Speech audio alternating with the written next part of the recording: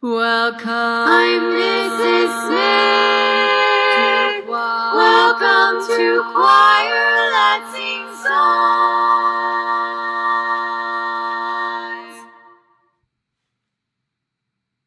Welcome, families. You have made it to Treble Chorus Back to School Night. My name is Mrs. Smith. I am your child's 6th period chorus teacher. I have been so fortunate to meet all of the 35 singers over Zoom these last few weeks, and it is eating at me. I really want to get back in the classroom and be able to make some music with them. I have been able to hear their voices so far, and we have a wonderful set of singers to make up our treble chorus. Today I'm going to be sharing a little bit about myself and mostly about how treble chorus is going to work this year, what you're going to expect on Zoom, where you can expect to find their assignments, and where you can expect to contact me. I'm going to start off really briefly. I am Mrs. Smith. Like I said, I've worked here in Garden Grove for the last 3 years.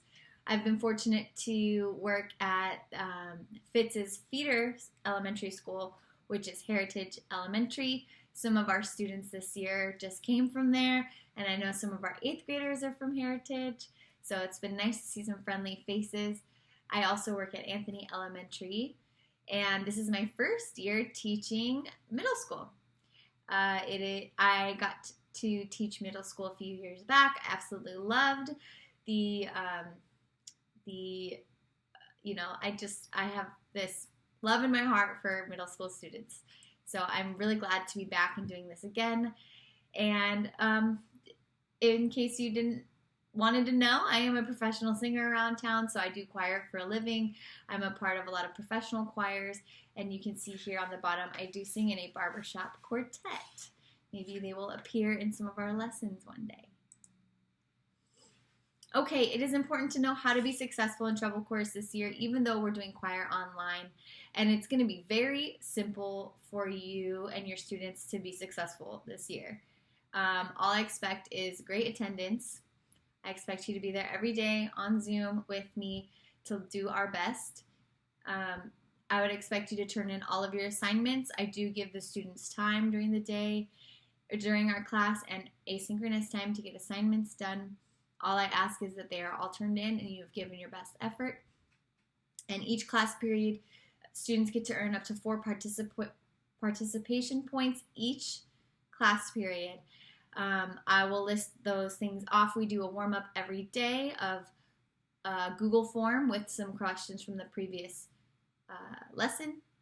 I do a wrap-up Google form with questions that could pertain to the lesson or ask where students are having maybe some trouble or where the lesson has been easy for them.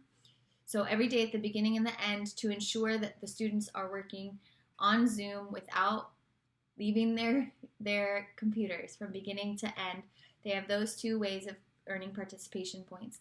I do ask participation points for keeping your videos on. This is a choir class, and it is a very physical class.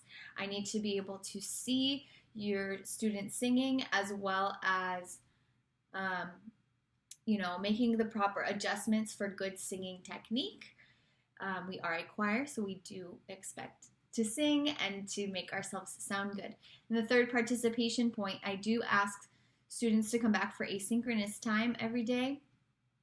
Sometimes I ask them not to.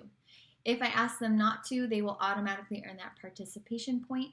If I ask students to come back and they do attend asynchronous time, they will earn that participation point.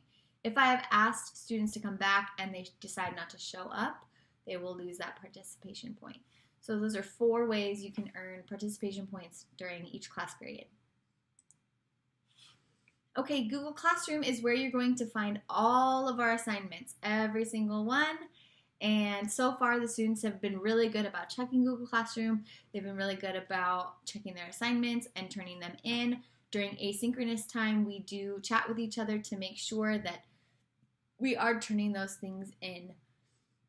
I'm going to leave my presentation and show you Google Classroom. This is our FITS Google Classroom. The name title is here. The meeting ID is here. If ever you need help getting on Zoom, you can just put this ID in. There is no password associated with this ID. I do link the meeting link in the announcements every single day before class. And so far I've had an extreme amount of success getting everyone on with no questions asked. So I'm going to continue doing that.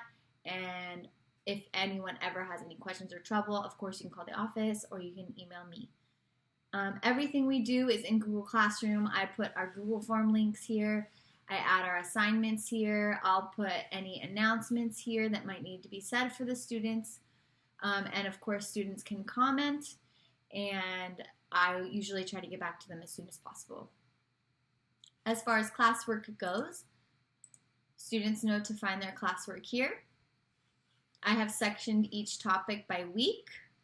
So depending on what week it is, you can go back and see what assignments were due. As you can see here, we do a lot with Flipgrid this year. Flipgrid is a website that allows students to record themselves so that I can hear their voices. And so far it's been a great success. I have about 90% of the class that's been able to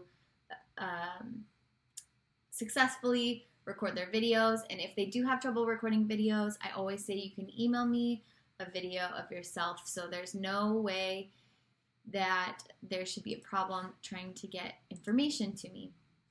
I hope that makes sense. If you do have any questions, you may email me. I do expect that the students have a nice camera and a nice microphone. I'm sorry, you don't need a nice one. You just need a working one. Like I said, we are a singing class, so it's all about your singing technique, what you're doing with your body, your posture, your breathing. So I do need cameras on at all times. If for any reason your camera needs to be off, please just let me know. I am pretty respectful in that way. Just let me know and we'll take care of it. Also a working microphone. Like I said, we do a lot of assignments on Flipgrid.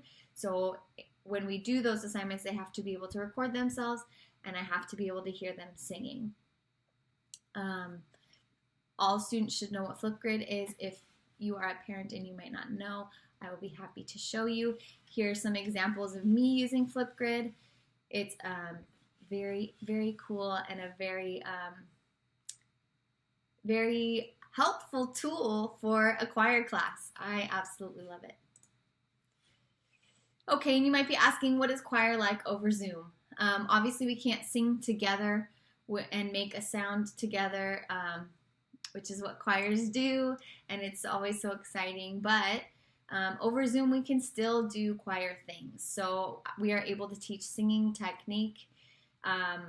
All students are singing muted, so it's also allowing them to take some responsibility for their own sound and make changes accordingly. And like I said, we do assignments on Flipgrid, so then I can take assessment of what they're doing, give them some feedback directly over Flipgrid, and hopefully our singing will improve, even over Zoom. We've been able to successfully start some music theory work. We're using a program called S-Cubed, and it works with ear training and sight reading, and so far the students are doing an amazing job at it.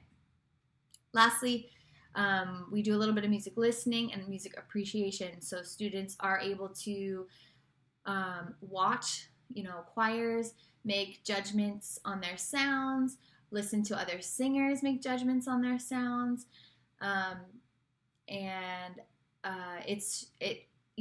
training the ear is the most important part so that the students know what to listen for in their own singing or their own ensemble sound. This year, I would love to tackle this, a virtual choir project. If you don't know what a virtual choir is, you can go Google it later and watch some. I think this would be a great replacement for a performance. Usually you would come and you would sit in an audience and watch your child sing on the stage. However, with the circumstances, it's probably not likely this year. So I thought the kids might have a good time enjoying a virtual choir project. So that will be something we'd probably work on for the rest of the semester, and hopefully by maybe November, December, we'll have something to share and show you, to showcase our efforts. And last but not least, if you have any questions, please ask. I am here. I'm on the other side of this computer, and I'm ready to answer any questions. I look forward to meeting parents in the future. I'm having a really great time working with the middle school students this year already. They are some very talented and excited human beings, and that always makes it enjoyable for me to teach. So thank you for watching this video all the way through. I hope I get to meet you soon. See you later. Bye.